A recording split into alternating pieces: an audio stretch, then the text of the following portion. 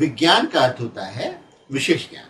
विज्ञान का अर्थ होता है जिसको हम एक्शन इंटरेक्शन से प्रमाणित कर सकें और उस प्रमाणित प्रक्रिया को दोहरा सकें, यानी कि वैसी ही चीजों में हमको वैसे ही परिणाम वैसी परिस्थितियों में मिलना चाहिए। तो ठीक उसी प्रकार जिसको भी इसमें वैज्ञानिकता देखनी हो, बहुत सरल सरल बात है।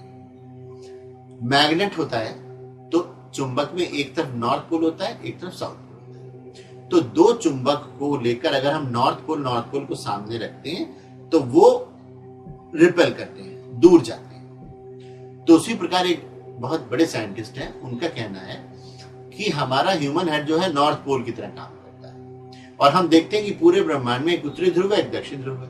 कंपास जब हम लगाते हैं, दिशा सूचक यंत्र जिसको हिंदी में कहते हैं, तो उसकी सुई नॉर्थ की तरफ जाती है। तो इसी के आधार पर उस एक अमेरिकन साइंटिस्ट है, उनका ये कहना है कि जब हम नॉर्थ सर करके सोते हैं तो जो ग्लोब का नॉर्थ पोल है तो वो नॉर्थ पोल और हमारा सर नॉर्थ पोल की तरह बिहेव करता है। तो ये इधर सोने से रिपल्शन पैदा होता है। तो हमारी ब्लड की केमिस्ट्री में बहुत सारा मैग्नेटिक रिच एलिमेंट है, आयरन है, ये है, वो है। तो जब ये मैग्नेटिक रिपल्शन के कारण जब हमारा ब्लड मस्तिष्क की ओर बहता है तो ये सारे तत्व उसमें जो है ये एक डिफरेंट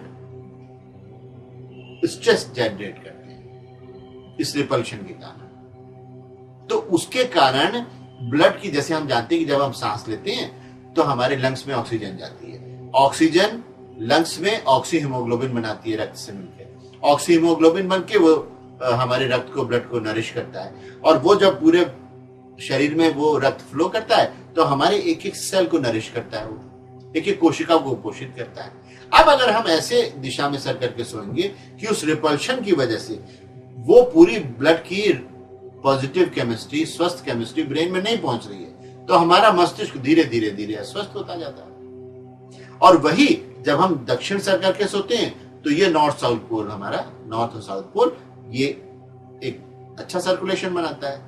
जब हम पूरब सर करके सोते हैं तो हमारे बॉडी पर ये मैग्नेटिक इफेक्ट परपेंडिकुलर पड़ता है। तो जब ये मैग्नेटिक इफेक्ट परपेंडिकुलर पड़ता है, लंबवत पड़ता है, तब भी सारे ब्लड का सर्कुलेशन इवन ढंग से होता है, बराबर ढंग से होता है। तो इसीलिए जब हम घर चुनते हैं तो अगर हम दिशा एकदम सीधी हो, हाँ पूरब इधर है और डेविएशन नहीं है कि पूरब इधर है लेकिन घर हमारा ऐसे तिरछा बना है, क्योंकि जब हमारा घर तिरछा बनेगा तो ये मैग्नेटिक इफेक्ट जो है परपेंडिकुलर के बजाय डायगोनल पड़ेगा।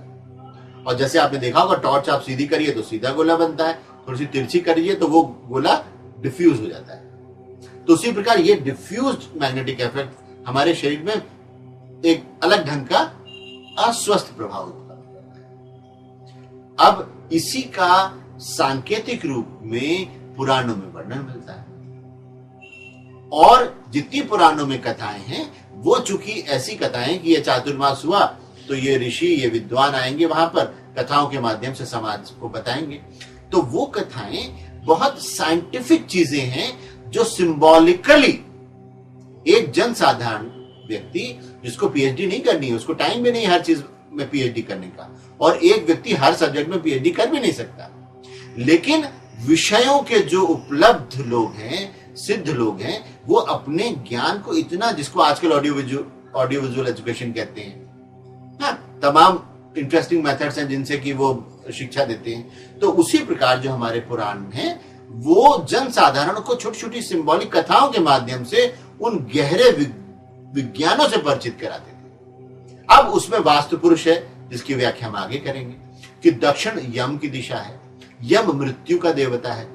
तो अगर हम यम की तरफ पैर करेंगे तो मृत्यु का देवता नाराज हो जाएगा, तो इसलिए दक्षिण की तरफ कभी पैर करना नहीं चाहिए।